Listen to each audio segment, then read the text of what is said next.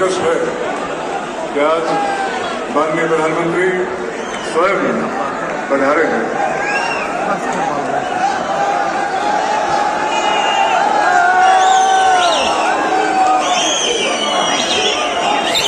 और कश्मीर के लोगों के दिलों में जो मोहब्बत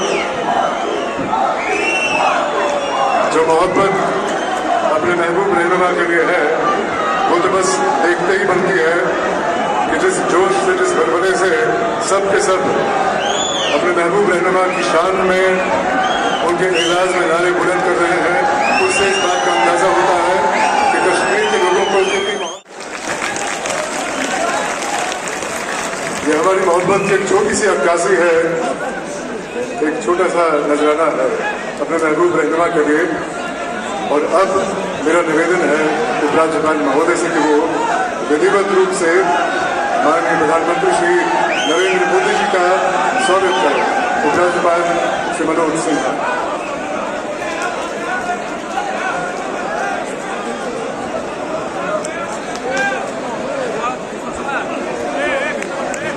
एग्रीकल्चर डेवलपमेंट प्रोग्राम को तश्कील दिया है। 5,000 करोड़ रुपए की लागत से तैयार किए गए इस प्रोग्राम से जम्मू कश्मीर के 13 लाख किसान फार्मर्स लाभान्वित होंगे। भारत सरकार के पर्यटन मंत्रालय ने स्वदेश दर्शन के तहत प्रसाद नामी परियोजना तैयार की है, ताकि लोगों को हर तरह की सुविधा का साथ धार्मिक स्थलों के दर्शन करने के मौके मिले। इस सिलसिले में आज माननीय प्रधानमंत्री जी कुछ लम्हों के बाद 53 ऐसे प्रोजेक्टों, मुख्तलिफ स्कीमों और प्रोग्राम्स को अवाम के नाम वक्फ करें।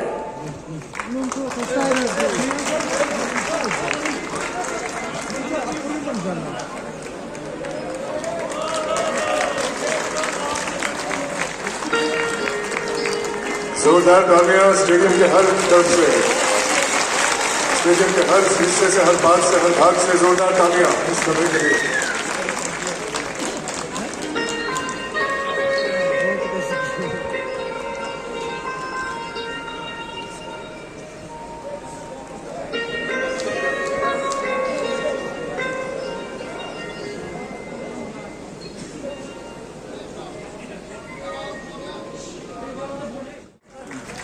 यहाँ ये बताना जरूरी है कि कांस्टेबल सैफुल्लाह कादरी को 2023 में शौर्य चक्र से नवाजा गया। और अब मेरी गुजारिश है रियाज अहमद डार से कि वो माननीय प्रधानमंत्री जी से अपना नियुक्ति पत्र हासिल करने के लिए मंच पे आ जाएं। रियाज अहमद डार के भाई SPO जावेद अहमद डार 2022 में पुलवामा जिले के पिंगलना इलाके में हुए मिलिटेंट हमले में शहीद हुए।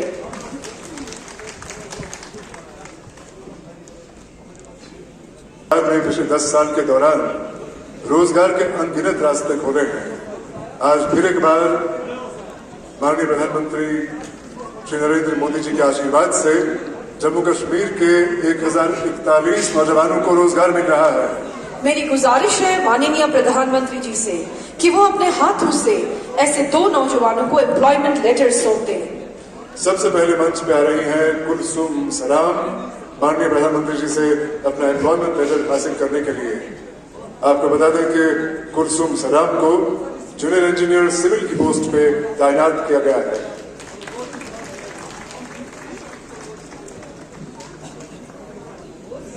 और अब मंच पर आएंगे अरुण भगत अपना एम्प्लॉयमेंट लेटर माननीय प्रधानमंत्री जी से हासिल करने के लिए। अरुण भगत को भी जूनियर इंजीनियर सिविल के पोस्ट पर तैनात किया जा रहा है।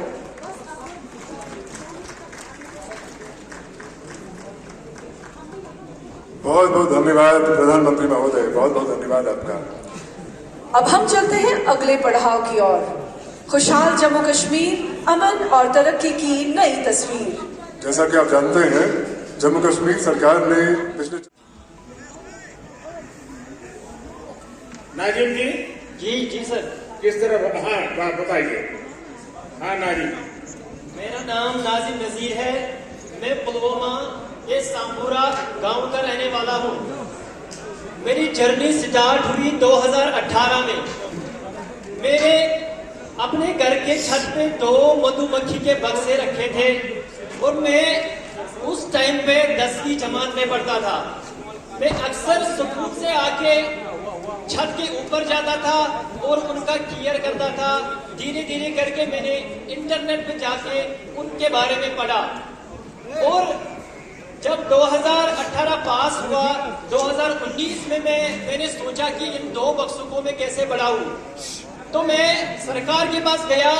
मुझे उस टाइम पे 50% की सब्सिडी पे मुझे 25 बॉक्स मिले और 25 बॉक्स मिलने के बाद मैंने पहली उससे एक्सट्रैक्शन की ऑलमोस्ट 75 kg। जब मैंने वो 75 kg एक्सट्रैक्ट किए, मैं उस टाइम पे इतना डेवलप नहीं था। मैं अपना शहद ड्यू बोतल में भर के गाँव में बेचता था। उस टाइम पे मेरी पहली आमदनी थी 60,000 रुपए। जिस टाइम पे मुझे ये 60,000 रुपए मिले, मेरे घर वाले भी बहुत खुश हो गए। उनकी मोटिवेशन से फुल ऑफ पावर हो गया कि मुझे 60,000 रुपए मिले। और धीरे धीरे करके ये सफर मैंने सर आगे लिया और धीरे धीरे करके मैंने 200 बॉक्स अपना कायम किए। वो 200 बॉक्स कैसे हो गए? मैंने उस टाइम पे एक सहारा लिया PMEGP का। PMEGP के तौर मुझे 5 लाख रुपए मिले और मैंने अपना एक कारोबार बढ़ाया। और 2020 में मैंने सर अपनी वेबसाइट खोली और वेबसाइट खोलने के बाद धीरे धीरे मेरा एक बड़ा ब्रांड बन गया। और ब्रांड बनने के बाद हमने ऑनलाइन हजारों केजीज के शहद बेचे। मेरी वेबसाइट पे 2023 में 5,000 केजी शहद बिके हैं।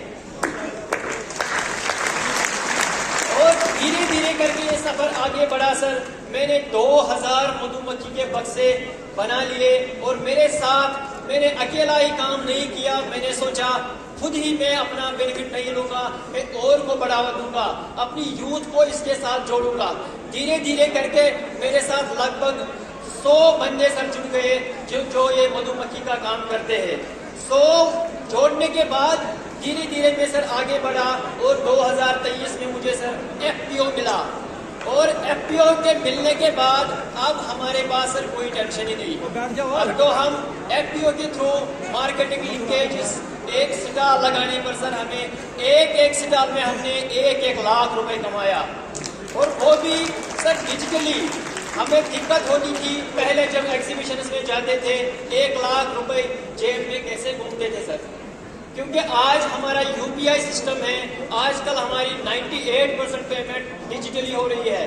तो डिजिटली ट्रांसफॉर्म होने के बाद सर उसके साथ हम भी आगे बढ़े, देश के साथ हम भी सर आगे बढ़े। थैंक्स। नाजिम जी, जब पढ़ाई करते थे तब क्या सपना था?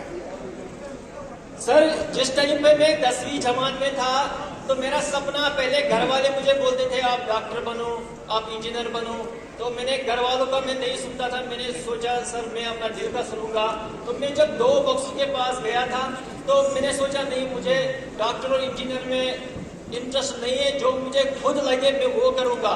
और धीरे धीरे के सर करके मैंने अपना मधुमक्खी का काम संभाला।